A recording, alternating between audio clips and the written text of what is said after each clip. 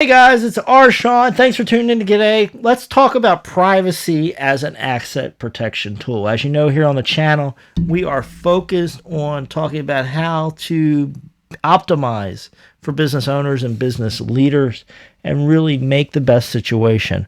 One of the things you can do is really think about using asset protection, as scary as that seems, or as much as that seems like something for the super rich. It really makes sense for a lot of people. And privacy can be an important part of asset protection. We're going to talk about the how and the why today. So it's important that we think about that. We'll be going deeper on privacy as part of asset protection in future videos. So I do hope you subscribe to the channel, ring the bell for notifications so that we can get that in the future. And of course, your likes are appreciated as well because that will allow us to bring more people in. But privacy is an important part of asset protection. It is a good tool to be used to protect your asset in addition to structuring and other things we'll talk about. We will be talking about legal issues, but this is just for entertainment, education. Consult your legal advisor about your situation before you take any action. Also, this is not financial or investment advice. Here's the basic fact. It's hard to go after what you can't see. If you are a potential creditor and something happens, you are potentially going to look at the assets of the person that you're up against, right? What do they have? What can I go after? What can I attach? What can I seize?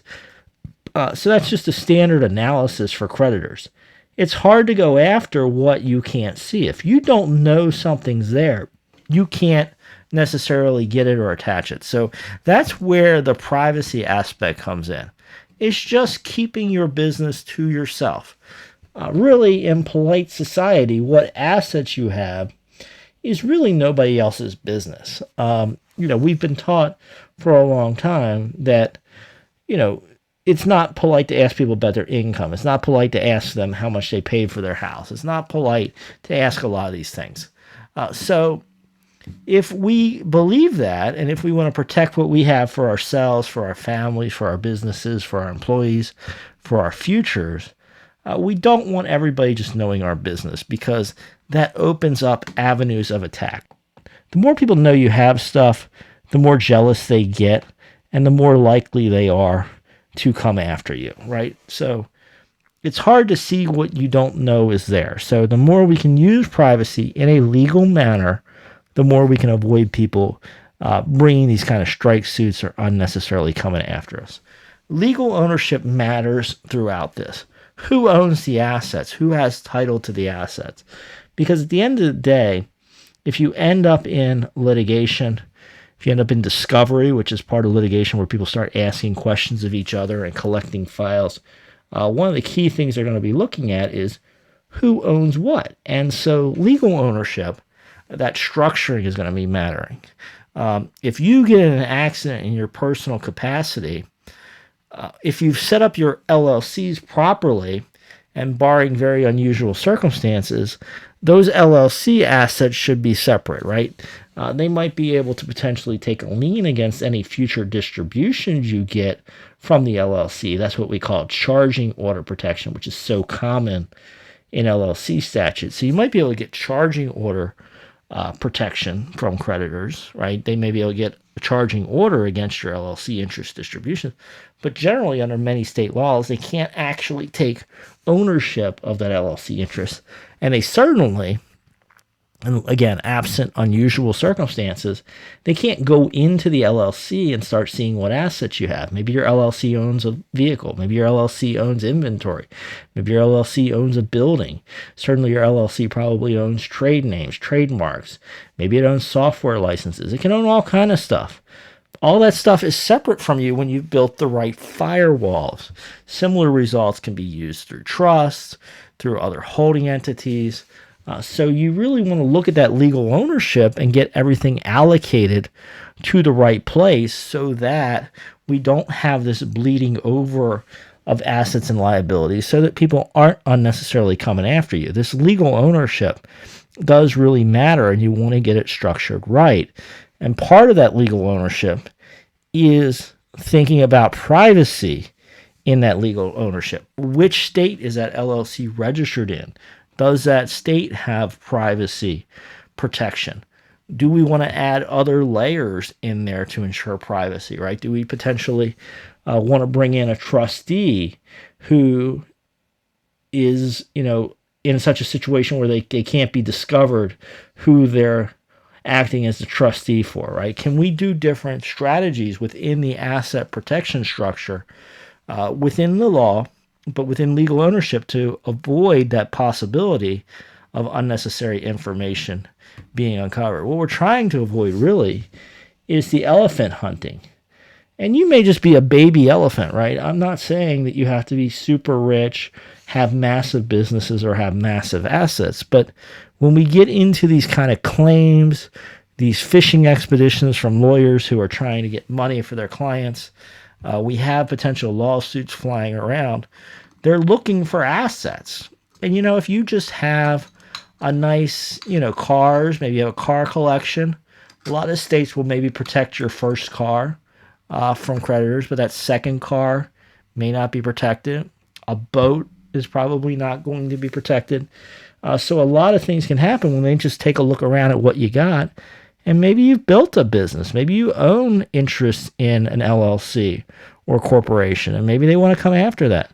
And corporations, because the statutes are different, in many cases, somebody could potentially foreclose on those interests in a corporation. So while that LLC has the charging order protection we talked about earlier, if somebody figures out that you're the owner of a corporation, they might want to try to attach the stock of that corporation and then foreclose on that to take ownership of the corporation, right? So if you don't have the right protection structures in place, your creditors could end up owning and controlling your business, because once they control the business through foreclosing on the shares, they could vote you out of office or liquidate the business or do other things. So we really need to think about that. What we're trying to avoid through privacy is cutting all of this off before it starts.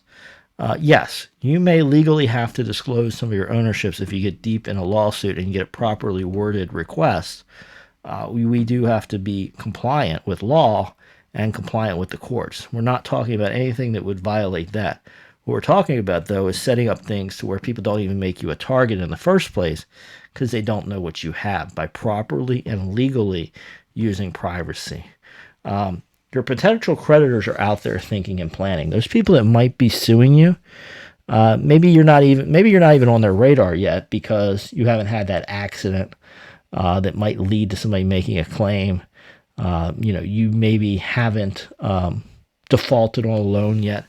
But these people, whether they're banks or whether they're, people that you might have an encounter with, an auto accident, some type of, you say the wrong thing, and somebody comes after you with a defamation claim or other things, these potential creditors are out there. And they're either thinking or planning on how to come after you, or their lawyers are thinking and planning. And they may not be specifically looking at you and your assets right now, but the lawyers that make the claims against good people, good business owners that accumulate assets and provide for the future of their family, these people are learning through case after case how to attack assets and how to go after stuff. So you need to be on the other side of this and thinking about how do you get off their radar in the first place. And then if you do come on their radar, how do you look as clean as possible? It's just the right thing to do to have a defense, right? We wouldn't go into a football game or a basketball game without preparing a defense. We would get our team ready. Now, some teams are more offensive, some teams are more defensive. This is part of the strategy. This is where great coaching comes in, why we love watching sports, because teams match up differently. But you would never go into a serious contest and not think about defense in advance, right? It's the right thing to do.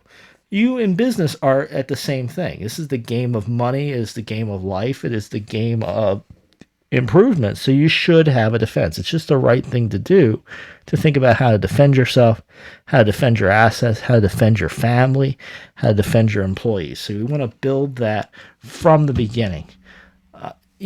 Talking about privacy and talking about hiding your assets seems to some people to be wrong. It seems to be shady. Why would you hide what you have from others? But many times people are just enticed by the fact that you have assets, that you have things to go after.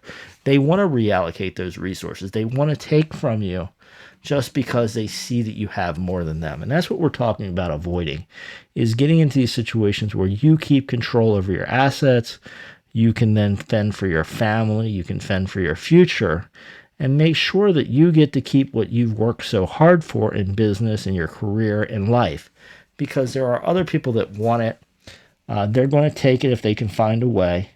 And so good asset protection using appropriate privacy strategies is a good part of it. So consult your legal advisor. Look at what you have. Look at how things are structured and start thinking about how do you protect these assets from potential claims that might come your way. Would love to hear your comments. Of course, don't put anything confidential on YouTube. Anything you comment there is public, so don't put anything you would want private in the comments. But I do want to read your comments about what you think about privacy and asset protection. If you're enjoying this channel, if you're a business owner or business leader, please subscribe, ring the bell for notifications. And then also, if you enjoyed this particular video, please give me a like so that more people can see it. Shawn signing off. Looking forward to reading your comments. I'll see you down there soon.